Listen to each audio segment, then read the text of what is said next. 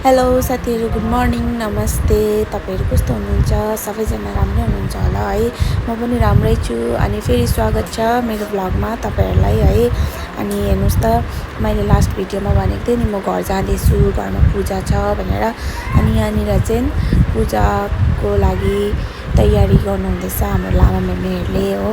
अनि यता चाहिँ मेरो बाजे र बडा बस्नु भइरहेको छ।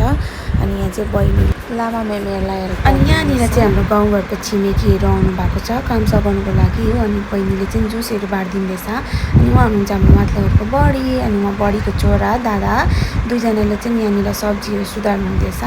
बडीले सब्जी सुधार्नु हुँदैछ, दादाले चाहिँ पकाउनुहुन्छ।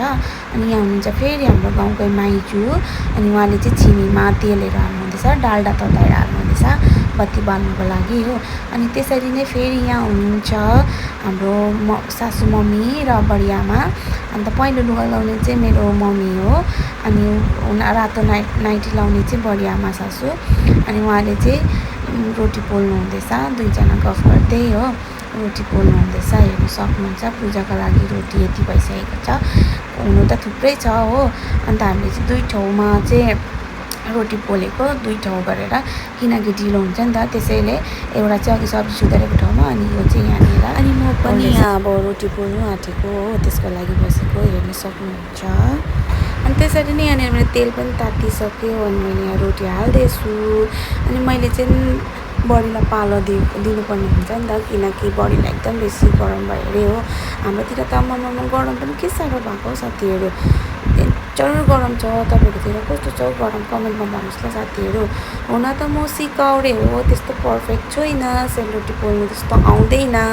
सिक्दा सिक्दा चाहिँ यतिको भइसकेको छ हो। रिजल्ट तपाईँहरूले हेर्न सक्नुहुन्छ साथीहरू। अन्त तपाईँहरूलाई चाहिँ सेलरोटी कतिको मनपर्छ? मलाई चाहिँ त्यस्तो खास लाग्दैन, ठिकैको लाग्छ। हुन त अब सेलरोटी चाहिँ हाम्रो नेपालीको ट्रेडिसनल फुड हो होइन। अन्त तर मलाई खानु चाहिँ त्यस्तो मन पर्दैन, मलाई पोल्नु चाहिँ एकदम बेसी रहर लाग्छ नि त। अनि त्यस कारणले पनि मैले सिकेको। अब अहिले मौका पनि हो सिक्ने होइन, मौकामै चौका हाल्ने हुन्छ साथीहरू। सिक्ने मौका हुँदै सिकिहाल्नुपर्छ। अन्त पहिले त त्यस्तो जान्थेन सेलरोटी पोल्नु होइन। हुन त सिकेर को ल्याएको हुन्छ पहिला नै होइन, गर्दा गर्दा त सिक्छ होइन साथीहरू, भन्नुहोस् त। अनि तपाईँहरू कोलाई सेलरोटी पोल्नु आउँछ, कोलाई सेलरोटी पोल्नु मन लाग्छ, त्यो पनि कमेन्ट गर्नु भन्नुहोस् होला हो साथीहरू। तपाईँहरूलाई त धेरै मनपर्छ होला सेलरोटी, मलाई त त्यस्तो मन पर्दैन।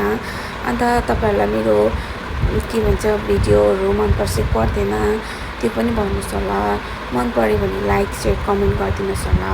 अनि मेरो युट्युब च्यानल पनि छ होइन, युट्युबमा पनि अब गएर सब्सक्राइब गरिदिनुहोस् होला। म त्यस्तो भिडियोहरू त हाल्दिनँ, कहिलेकाहीँ हाल्छु। अनि लु है साथीहरू, मेरो सेलरोटी पनि पाकिसक्यो हो। यति धेरै चाहिँ सेलरोटी पनि पोल्नुपर्ने। अन्त अब त्यसरी नै आगो पनि मिलाउँदैछु। दाउरा पनि त्यस्तो थिएन, के भएको साथीहरू, त्यस्तो गरममा कस्तो सेलरोटी पोल्नु कस्तो हुन्छ तपाईँलाई थाहा भइसकेको छ हो साथीहरू। अनि ऊ चाहिँ हो मेरो भान्जी, मेरो हस्बेन्डको चाहिँ ठुलो फुपूको छोरीको छोरी। अनि ऊ चाहिँ मसँग साह्रो मिल्छ। अनि उसले भन्दै थियो माइजू भ्लग बनाउनु न भन्दै फोनको क्यामेरा अन गरेर आयो हो। अन्त यहाँनिर हेर्नुहोस् त, आमामा म त कस्तो पसिनाले झ्याप्पै भएछ साथीहरू। यस्तै हुन्छ गरम महिनामा चाहिँ हो सेलरोटी पोल्नु, त्यो पनि आगोमा। यो चाहिँ जसलाई सेलरोटी पोल्नु आउँछ उनीहरूलाई मात्रै थाहा हुन्छ कस्तो डेन्जर हुन्छ भनेर। हेर्नुहोस् त, म त पसिनाले झ्याप्पै लुगा पनि भिजिसकेछ। अनि भान्जीले चाहिँ यहाँनिर भन्दैछ सेलरोटीमा दुलो कसले बनायो भन्दै यहाँ मसँग जिस्किँदैछ हो। अनि हाम्रो माइजूले बनायो भन्दै मसँग पुरा जिस्किँदैछ। साह्रो मिल्छ नि त साथीहरू, तपाईँहरूको पनि भान्जी होला है, यसरी नै मिल्छ होला। यसरी आएर मिल्यो, राम्रो क्लोज भयो भने त कस्तो राम्रो लाग्छ है साथीहरू, भन्नुहोस् त। अन्त त्यसरी नै यहाँ मसँग पुरा जिस्किँदैछ। अन्त उसले भन्दैछ माइजू पुरा गरम छ, आमामामा तपाईँ त छ्याप्पै भिजिसकेछ, कसरी पोलेको रोटी भन्दैछ यहाँनिर। अनि त्यस्तै गर्दै अब गफ गर्दै माइजू गफ गर्दै यतापट्टि चाहिँ फेरि सब्जी पकाइ हुँदैछ हाम्रो हो। अन्त उहाँ चाहिँ दादै हुनुहुन्छ, उसको मामा, भान्जीको चाहिँ मामै पर्छ। अनि भन्दैछ उफ मामा जाडो भयो, जाडो भएर आगो तापेको भन्दै जिस्काउँदैछ मामा चाहिँ उसलाई पनि।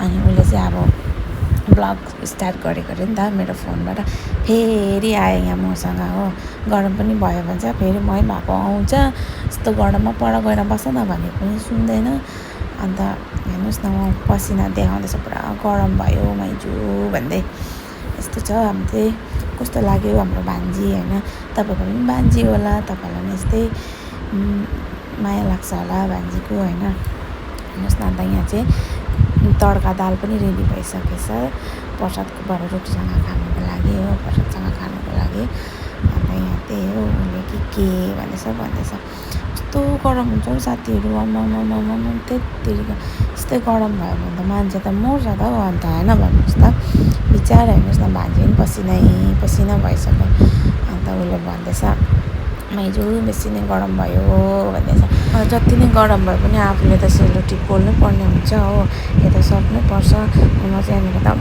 आराम सेलरोटी पोलेछु साथीहरू अनि त्यसरी नै यहाँनिर चाहिँ पूजाको सामानहरू सबै तयारी गरिसकेर पूजा पनि स्टार्ट भइसकेछ हो साथीहरू अन्त यहाँनिर चाहिँ अब फ्यामिली बसिरहेको छ के भन्छ बाबा बहिनी अन्त बडीहरू बडाहरू हुनुहुँदो रहेछ अन्त हाम्रो चाहिँ यहाँनिर दोमङपाट पढाएको है साथीहरू दोमङपाट हो बहिनीको चाहिँ दशहराहरू खै के चल्दैछ अरे नि त यो साल भनेर चाहिँ दोमङपाट पढाएको होइन अन्त यहाँनिर चाहिँ 5 जना लामाहरू राखेको छ 5 जना लामाहरू लगाएको छ दोमङपाटमा होइन अनि सबैजना बसेर यहाँनिर पूजाहरू गर्दैछ हेर्नुहोस् साथीहरू तपाईँले हेर्नु सक्नुहुन्छ